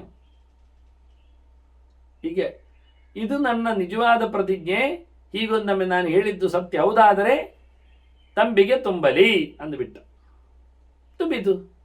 ಹೀಗೆ 4 ಜನರ ಸತ್ಯದ ಗೆರೆಯಿಂದ ಅವರ ಕಲಶ ತುಂಬಿದೆ, ಪೂರ್ಣಗೊಂಡಿದೆ ಅನ್ನುವ ಒಂದು ಸಿದ್ಧಾಂತದಲ್ಲಿ ಜ್ಞಾನಿಗಳ ಶ್ರೈಷ್ಟ್ಯವನ್ನು ಭೀಷ್ಮರು ಒಂದು ಸುಂದರವಾದ ಇತಿಹಾಸದ ತುಣುಕಿನಲ್ಲಿ ತೋರಿಸಿಕೊಡ್ತಾರೆ. ಮುಂದೆ ಭೀಷ್ಮರು ನೆನಪಿಸಿಕೊಂಡು ಹೇಳ್ತಾರೆ, ಧರ್ಮರಾಜ ನೀನು ಯಜ್ಞ ಮಾಡಿದೆ ಅಲ್ಲ, ಅದೇ ರಾಜಸೂಯ, ಅದರದ್ದೇ ಇದು ಮುಂದುವರಿಕೆ. ವಾಸ್ತವವಾಗಿ ವೈತಾನೇ ಕರ್ಮಣಿ ತಥೇ ಕುಂತಿಪುತ್ರ ಯಥಾ ಪುರ, ಹಿಂದೆ ಇನ್ನೇನು 15 ವರ್ಷದ ಹಿಂದೆ, 12, 13, 14 ವರ್ಷದ ಹಿಂದೆ, 15 ವರ್ಷದಷ್ಟು ಸುಮಾರು ಹತ್ತಿರ ನೀನು ರಾಜಸೂಯಾಗ ಮಾಡಿದೆ. ಬಹಳ ಅದ್ದೂರಿಯಾಗಿ, ವಿಸ್ತಾರವಾಗಿ, ವ್ಯವಸ್ಥಿತವಾಗಿ ಮಾಡಿದೆ. ಅಲ್ಲಿ ಎಲ್ಲ ವಿಷಯದಲ್ಲಿ ಭಗವಂತನ ಬಗ್ಗೆ ನೀನು ಸೊಲ್ಲೆತ್ತಿದ್ದಿ. ಉಕ್ತಃ ಭಗವಾನ್ ಯಜ್ಞಾರ್ಥೆ, ಯಜ್ಞದ ವಿಷಯದಲ್ಲಿ ನೀನು ನನ್ನ ಹತ್ರ ಕೇಳಿಕೊಂಡು ಕೃಷ್ಣನಿಗೆ ಅಗ್ರಪೂಜೆಯನ್ನು ಕೊಟ್ಟೆ, ಅವನನ್ನೇ ಪ್ರಶ್ನಿಸಿಕೊಂಡೆ, ಅವನ ವಿಷಯದಲ್ಲಿಯೂ ನನ್ನಲ್ಲಿ ಕೇಳಿಕೊಂಡೆ, ನಾನು ಅವನ ಪಾರಮ್ಯವನ್ನು ನಾನು ಹೇಳಿಬಿಟ್ಟೆ. ಹೀಗೆ ದೇವರು ಅಲ್ಲಿ ಯಜ್ಞದಲ್ಲಿ ಮುಖ್ಯ ವಿಷಯನಾಗಿ, ಫಲಸ್ವಾಮಿಯಾಗಿ, ಆರಾಧ್ಯನಾಗಿ ನೆಲೆಗೊಂಡ. ಇದರಿಂದ ನಿಮಗೆಲ್ಲ ಮುಖ್ಯವಾದ ಋಣಗಳು, ತೇನ ತತ್ರ ಅನ್ನೋ ಭವತ್, ಅಪ್ಪನನ್ನು ಮೇಲಕ್ಕೆ ಗಳಿಸುವ ಒಂದು ಋಣ, ಪಿತರ ಋಣ, ಅದಕ್ಕಾಗಿ ಯಜ್ಞ ಮಾಡಿದ ಕತೆ. ಜೊತೆಯಲ್ಲಿ ಅತ್ಯಂತ ಎತ್ತರದ ಜ್ಞಾನಿಗೆ ಕೊಡಬೇಕಾದ ಮನ್ನಣೆಯಲ್ಲಿ ಕೃಷ್ಣನ ಸಮಾರಾಧನೆ, ಇದರಿಂದ ಋಷಿಋಣದ ಪರಿಹಾರ. ಇನ್ನು ಮುಖ್ಯವಾಗಿ ಊಟೋಪಚಾರಗಳಿಂದ, ಅತಿ ಸತ್ಕಾರಗಳಿಂದ ಬಂದವರಿಗೆಲ್ಲ ಯಜ್ಞ ಪ್ರಸಾದದ ಹಂಚುವಿಕೆಯಿಂದ ಬೇಕಾದಷ್ಟು, ಅದರಿಂದ ಮನುಷ್ಯರಣ ಪರಿಹಾರ. ಈ ರೀತಿಯಾಗಿ ಪ್ರಧಾನವಾಗಿ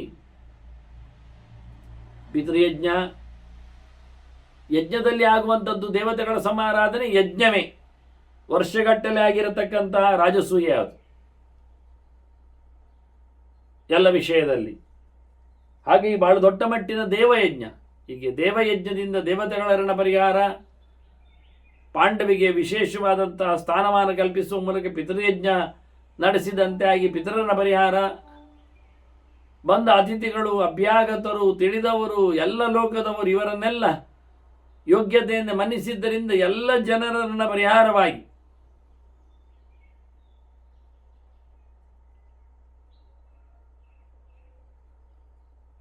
ಅದರಲ್ಲಿ ಎತ್ತರತನವಾದ ಭಗವಂತನ ಎಚ್ಚರವನ್ನು ಚೆನ್ನಾಗಿ ಸಂಪಾದನೆ ಮಾಡಿಕೊಂಡು ತಿಳಿದು ಹೇಳಿ ನಡೆಸಿ, ಇದು ಜ್ಞಾನಯಜ್ಞ, ಋಷಿಋಣ ಪರಿಹಾರ. ಎಲ್ಲ ಋಷಿಗಳು ಅಲ್ಲಿ ಬಂದಿದ್ದಾರೆ. ಮತ್ತೆ ಇನ್ನೇನಿದ್ರು ಸುತ್ತಮುತ್ತಲಿನ ಮರಮಟ್ಟುಗಳು, ಕ್ರಿಮಿಕೀಟಗಳು, ಪ್ರಾಣಿ ಪ್ರಪಂಚಗಳು ಇವೆಲ್ಲಗಳಿಗೂ ಸಹ ಸಂತೋಷ ಆಗುವಂತಹ ಪರಿಚರ್ಯೆ ನಿನ್ನಲ್ಲಿ ಆಗಿತ್ತು. ಅಲ್ಲಿ ಮದ್ರರಾಜ ಶಲ್ಯ ಪ್ರಶ್ನೆ ಕೇಳಿದ್ದಲ್ವ, ಅವ ವ್ಯಾಸರಲ್ಲಿ ಕೇಳಿದ್ದು ಪ್ರಶ್ನೆ. ರಾಜಸೂಯ ಸಂದರ್ಭದಲ್ಲಿ 3 ಪ್ರಕಾರದಲ್ಲಿ ಭಗವಂತನ ಹಾಜರಿಕೆ ಇತ್ತು. ಒಂದು ಕೃಷ್ಣನಾಗಿ, ಪರಶುರಾಮನಾಗಿ, ಮತ್ತೆ ವೇದವ್ಯಾಸರಾಗಿ. ಇವರು ಸಂಬಂಧಿಗಳಿದ್ದಾಗೆ. ಪರಶುರಾಮರು ಗುರುಗಳು ಪಾಂಡವರಿಗೆ, ಗುಗ್ಗುರುಗಳು ಅಂದರೆ ಪಾಂಡವರ ಗುರು. ರಾಜಸೂಯ ಮಾಡಲಿಕ್ಕೆ ಬೇಕಾದಂಥ ಮೂಲದ್ರವ್ಯ ಬಲಕ್ಕೆ ಸಂಬಂಧಪಟ್ಟಂತೆ ಪಾಠ ಮಾಡಿದವ, ಕ್ಷತ್ರಿಯ ವಿದ್ಯೆಯನ್ನು ಹೇಳಿಕೊಟ್ಟವ, ಕ್ಷಾತ್ರ ವಿದ್ಯೆಯಲ್ಲಿ ಆಯುಧ ವಿದ್ಯೆಗಳನ್ನು ಹೇಳಿಕೊಟ್ಟವ ದ್ರೋಣ. ಆ ದ್ರೋಣರ ಗುರುವಾಗಿದ್ದವ ಪರಶುರಾಮ. ಹಾಗಾಗಿ ಇಲ್ಲಿ ಪರಶುರಾಮ ದೊಡ್ಡ ಗುರುವಾಗಿ, ಪೂರ್ವ ಗುರುವಾಗಿ ಉಪಾಸನೆಗೆ ಬಂದಿದ್ದಾನೆ. ವೇದವ್ಯಾಸ ಆ ರೂಪದಲ್ಲಿ ಭಗವಂತ ಇಲ್ಲಿ ಮನೆಯ ಹಿರಿಯ. ಧರ್ಮರಾಜನ ಅಪ್ಪ ಪಾಂಡು, ಪಾಂಡುವಿನಪ್ಪ ವೇದವ್ಯಾಸ, ಅಜ್ಜ. ಹಾಗಾಗಿ ಅಜ್ಜನಾಗಿ, ಗುರುವಿನ ಗುರುವಾಗಿ, ಮತ್ತೆ ಸಂಬಂಧಿಯಾಗಿ ಕೃಷ್ಣ ಇದ್ದಾನೆ. ಪಾಂಡವಿನ ಹೆಂಡತಿ ಕುಂತಿಯ ಸೋದರನಾಗಿ ವಸುದೇವನ ಮಗ ಕೃಷ್ಣ, ವಸುದೇವನ ಮಗಳು ಕುಂತಿ ಇದ್ದಾಳೆ. ಹೀಗಾಗಿ ಅಣ್ಣನ ತಂಗಿ ಕುಂತಿ ಇದ್ದಾಳೆ, ವಸುದೇವನ ತಂಗಿ, ಸೋದರತ್ತೆಯವರು. ಹೀಗೆ 3 ರೂಪದಿಂದ ಭಗವಂತನ ಸಂಬಂಧ ಅಲ್ಲಿ ಇರಲಾಗಿ ಶಲ್ಯರಾಜ, ಮದ್ರ ದೇಶದ ಒಡೆಯ, ಅವ ವೇದವ್ಯಾಸರಲ್ಲಿ ಪ್ರಶ್ನೆ ಇಡ್ತಾನೆ. ಅವರು ಋಷಿಗಳು ಹೌದಾಗ, ಹಿರಿಯರು ಹೌದು. ಕೇಳ್ತಾನೆ ಅವನು ಬಹಳ ಚಂದವಾಗಿ, ಕಾನಿ ತೀರ್ಥಾನಿ ಭಗವನ್, ಯಾವುದೆಲ್ಲ ತೀರ್ಥಗಳುಂಟಿಲ್ಲಿ, ಯಾವುದು ತೀರ್ಥಗಳು ನಿಜವಾಗಿ ಎನ್ನುವ ಪ್ರಶ್ನೆ ಆಗ್ತಾನೆ.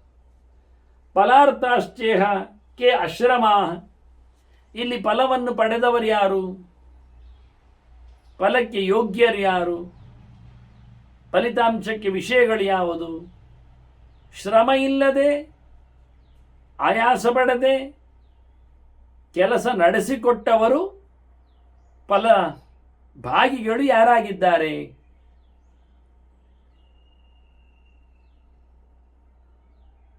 ಕೈಜ್ಯತೆ, ಯಾರನ್ನು ನಾವು ಹೋಮದಲ್ಲಿ ಕರಿತೇವೆ, ಪೂಜೆ ಯಾರಿಗೆ. ಹಾಗೆಯೇ ಕೈಜ್ಯತೆ ಮಾತ್ರ ಅಷ್ಟೇ ಅಲ್ಲ, ಕಷ್ಟ ಯಜ್ಞ. ಯಜ್ಞ ಯಾವುದು, ಪೂಜೆ ಯಾವುದು, ಪೂಜೆಯಲ್ಲಿ ವ್ಯಕ್ತಿ ಯಾರು, ಪೂಜ್ಯ ಯಾರು, ಪೂಜನೀಯ ಯಾರು. ಕೋ ಯೂಪ, ಯಜ್ಞವೇ ಅಗ್ನಿಮುಖದ ಆರಾಧನೆಯೇ ಆಗಿದ್ದರಲ್ಲಿ ಅಲ್ಲಿ ಯೂಪ ಯಾವುದು, ಕಂಬ ಯಾವುದು. ಪಶುಕಟ್ಟಲ್ಲಿರತಕ್ಕಂತಹ ಕಂಬ ಎಂತಹ ನಮೂನೆ ಇದ್ದು, ಅದರ ಪ್ರತಿನಿಧಿಯ ಕಥೆ ಹೇಗೆ. ಕ್ರಮತೇಜಕ, ಯಾರು ಏನನ್ನು ಪಡಿತಾರೆ. ಫಲ ವಿಷಯದಲ್ಲಿ ತೆರಳುವವನು ಯಾರು, ಎಲ್ಲಿಗೆ ತೆರಳುತ್ತಾನೆ. ಕಷ್ಟ ಅಧ್ವರೇ ಶಸ್ಯತೆ ಗೀತಿ ಶಬ್ದೈ, ಯಜ್ಞಯಾಗಲಿ ಹೋಮ ಹವನಗಳಲ್ಲಿ, ಈ ಸತ್ರದಲ್ಲಿ, ಕರ್ಮ ಪ್ರಪಂಚದಲ್ಲಿ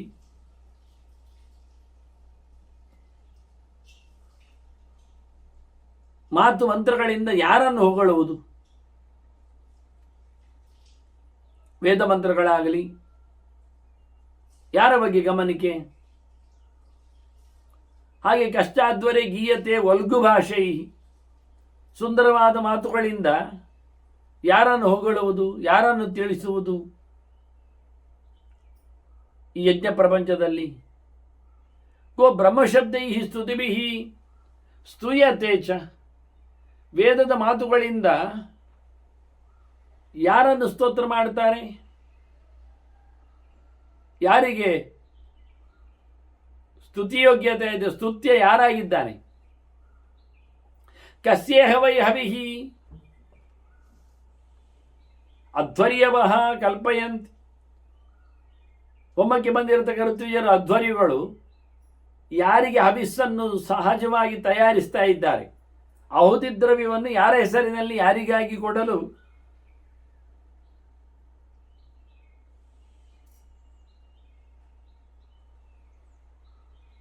ಅವರು ನಡೆಸಿಕೊಡ್ತಾರೆ. ವರ್ಣ್ಯ ಗ್ರಾಮೆ ಗೋಪಲೆ ಕಷ್ಟ ಸೋಮೆ. ಈ ಸೋಮಯಾಗದಲ್ಲಿ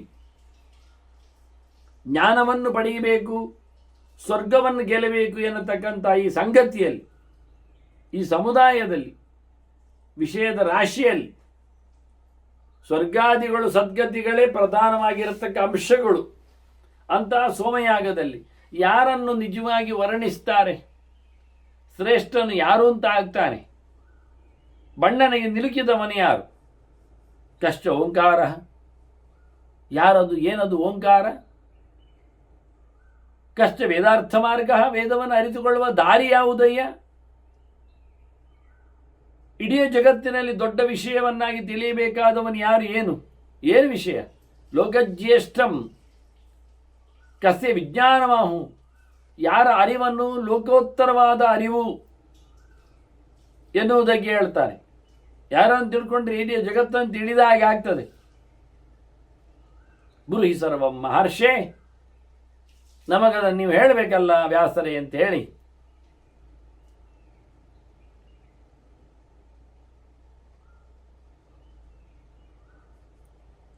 ಮದ್ರರಾಜನ ಪ್ರಶ್ನೆ. ಅದಕ್ಕೆ ವ್ಯಾಸರ ಹೇಳ್ತಾರೆ, ಲೋಕಜ್ಯೇಷ್ಠಂ ಯಸ್ಯ ವಿಜ್ಞಾನಮಾಹು ಯೋನಿಜ್ಯೇಷ್ಠಂ ಯಸ್ಯ ವದಂತಿ ಜನ್ಮ.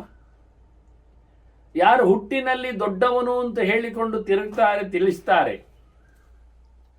ಯಾರ ಹುಟ್ಟು ಅತಿಶಯಿತವಾಗಿರ್ತದೆ, ಪಾಪಪೂರ್ವಕವಾಗಿ ಇರುವುದಿಲ್ಲ, ಹುಟ್ಟು ಅಂತ ಅನಿಸಿಕೊಳ್ಳುವುದಿಲ್ಲ, ಅವತಾರ ಅಂತ ಅನಿಸಿಕೊಳ್ಳುತ್ತದೆ,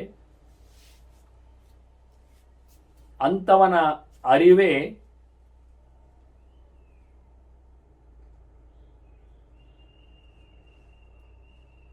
ಜಗತ್ತಿನಲ್ಲಿ ತಿಳಿಯಬೇಕಾದ ಅರಿವಿನ ಅತ್ಯಂತ ಎತ್ತರದ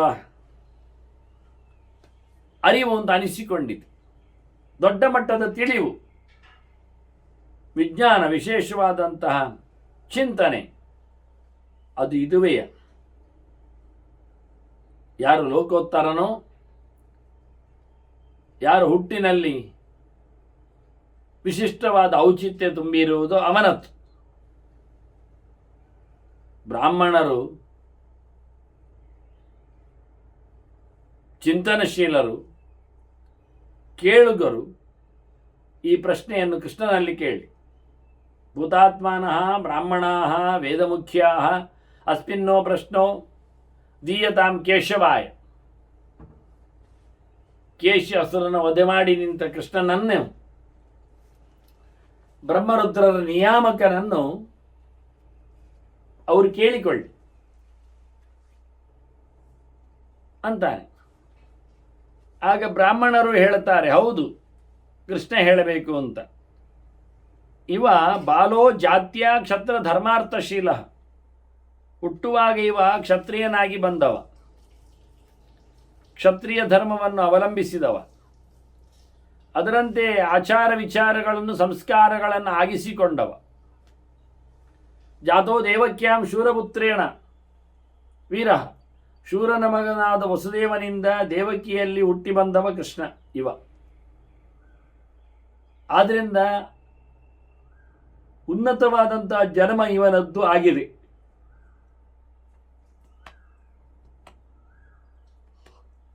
ವೇತ್ತೋಂ ವೇದಾನ್ ಅರ್ಹತೆ ಕ್ಷತ್ರಿಯ. ವೇದದ ವಿಷಯದಲ್ಲಿ ಚಿಂತನೆಗೆ ಕ್ಷತ್ರಿಯನು ಯೋಗ್ಯನೇ. ಇವನು ಹಾಗೇ ಇದ್ದಾನೆ, ಅತಿ ಜಾಣನಿದ್ದಾನೆ. ದಾಶಾರ್ಹಾಣಾಂ ಉತ್ತಮ ಪುಷ್ಕರಾಕ್ಷ, ಅರಳುದಾವರೆಯ ಕೆಂಪೆಸಳಿನಂತೆ ಬಹಳ ಸುಂದರವಾದಂತಹ ವಿಶಾಲವಾದ ಮಂದಹಾಸವನ್ನು ಪ್ರತಿನಿಧಿಸುವ, ಏಕೀಕರಿಸುವ ಕಣ್ಣುಳ್ಳವನಿವನು ಎಲ್ಲರ ಹೃದಯ ಮಂಟಪವನ್ನು ಆಕ್ರಮಿಸಿದ್ದಾನೆ. ಹೃದಯ ಅಷ್ಟದಳ ಪದ್ಮದಲ್ಲಿ ನಡುವೆ ನಿಂತವನಿದ್ದಾನೆ. ಇವನು ಉತ್ತಮನಿದ್ದಾನೆ, ಕೇಳಲು ಯೋಗ್ಯನಿದ್ದಾನೇನೋ ಅರ್ಥ ಅಂದರ್ಥ. ವ್ಯಾಸರು ಹೇಳಿದ್ದಕ್ಕೆ ಬ್ರಾಹ್ಮಣರ ಓಟು.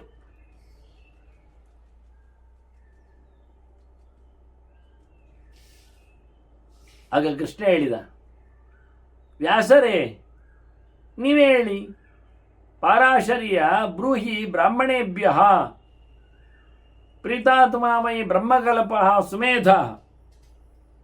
ನೀನು ತುಂಬ ಅರಿವು ಉಳ್ಳವ,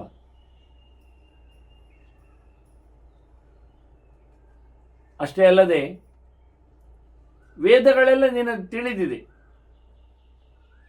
ನೀನು ತಿಳಿದವರಲ್ಲಿ ನೋಡಿಕೊಂಡಾಗ ವೇದದಂತೆ ನೀನಿದೆ, encyclopaedia of Veda, just like.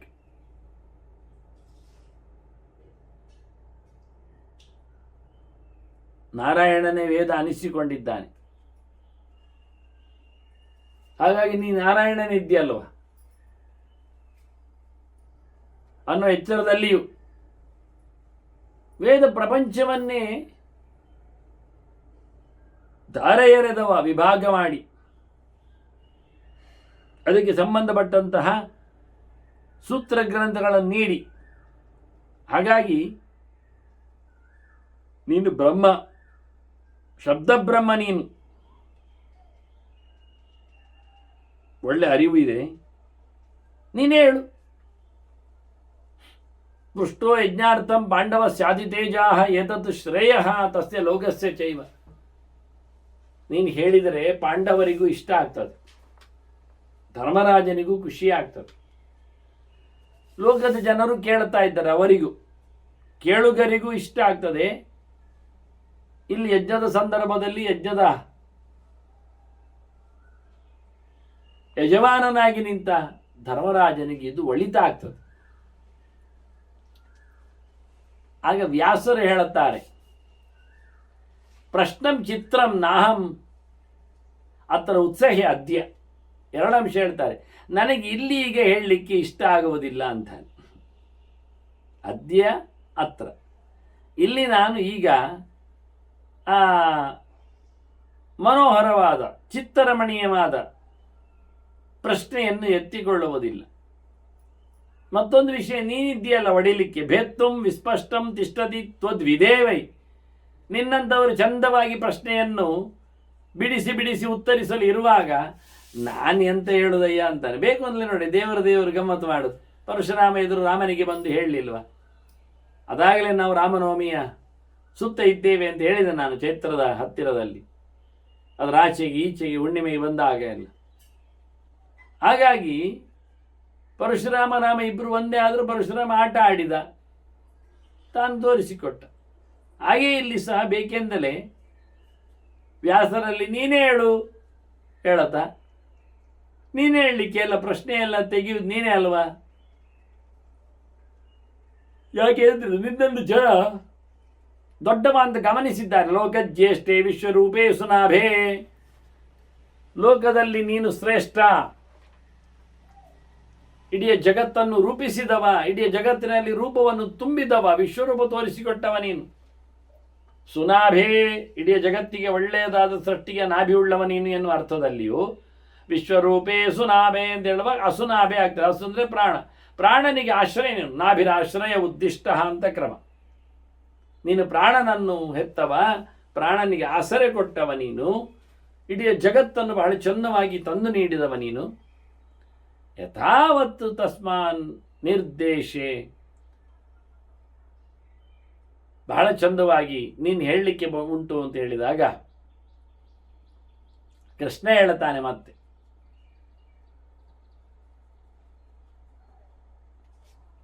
ನೀನಿರುವಾಗ ನಾನೇಕೆ ಎಂದು ವ್ಯಾಸರು ಹೇಳಿದರೆ, ಪ್ರೀತಸ್ತೇಹಂ ಜ್ಞಾನಶಕ್ತಿಯ ಯಥಾವತ್, ನನಗೆ ಗೊತ್ತು ಮಾರಾಯ ನೀನು ಜ್ಞಾನಿ ಅಂತೇಳಿ. ಹಾಗಾಗಿ ತಸ್ಮಾ ನಿರ್ದೇಶೇ ಕರ್ಮಣಾಂ ಬ್ರೂಹಿ ಸಿದ್ಧಿ, ಇವರು ಕೇಳಿಕೊಂಡಾಗಿ ಜಗತ್ತಿನ ಕರ್ಮತಂತ್ರದಲ್ಲಿ ಸಿದ್ಧಿ ಏನು ಎನ್ನುವುದನ್ನು ನನ್ನ ಹೆಸರನ್ನು ಹೇಳಿಬಿಡು. ಅದು ನಾನೇ ನಿನಗೆ ಬೇಕಲ್ಲ, ಎಲ್ಲಿ ನಾನಿದ್ದೇನೆ ಅದನ್ನೇ ಹೇಳಿಕೋ. ಯಸ್ಮಿನ್ ಕೃಷ್ಣ ಪ್ರೋಚ್ಯತೆ ವೈ ಯಥಾವತ್ ತತ್ವಂ ವಾಕ್ಯಂ ಬ್ರೂಹಿ. ಬಹಳ ಚಂದವಾಗಿ ತತ್ವವನ್ನು ಹೇಳ್ತಾ ಬಾ ಮಹರ್ಷೇ. ಎಂಥ ತತ್ವಗಳು? ಎಲ್ಲಿ ಕೃಷ್ಣ ಚಿಂತನೆ, ಕೃಷ್ಣ ಸಂದೇಶಗಳು ತುಂಬಿವೆಯೋ ಅದನ್ನು ಹೇಳ್ತಾ ಬಾ. ಭಾಳ ಚಂದವಾಗಿ ತತ್ವವನ್ನು ನೀನು ತಿಳಿಸು ಅಂತ ಹೇಳ್ತಾ ಎತ್ತೊಂ ಮಹರ್ಷೇ ಅಂತ ಹೇಳಿ ಋಷಿಗಳ ಹತ್ರ, ವ್ಯಾಸರ ಹತ್ರ ತಾವೇ ಹೇಳಬೇಕು ಅನ್ನುವ ನೆಲೆಯಲ್ಲಿ ಕೃಷ್ಣ ಮತ್ತೆ ಚಿಂತನೆ ಮುಂದುವರಿಸಿದ್ದಾನೆ. ಮುಂದೆ ವ್ಯಾಸರ ಮದ್ರರಾಜನ ಮಾತುಕತೆಗಳು ಮುಂದುವರಿತವೆ. ಅದನ್ನು ಮತ್ತೆ ಕೇಳುವ ವಂದನೆಗಳೊಂದಿಗೆ ಶ್ರೀಕೃಷ್ಣ ನಾರಾಯಣ ನಾರಾಯಣ ನಾರಾಯಣ.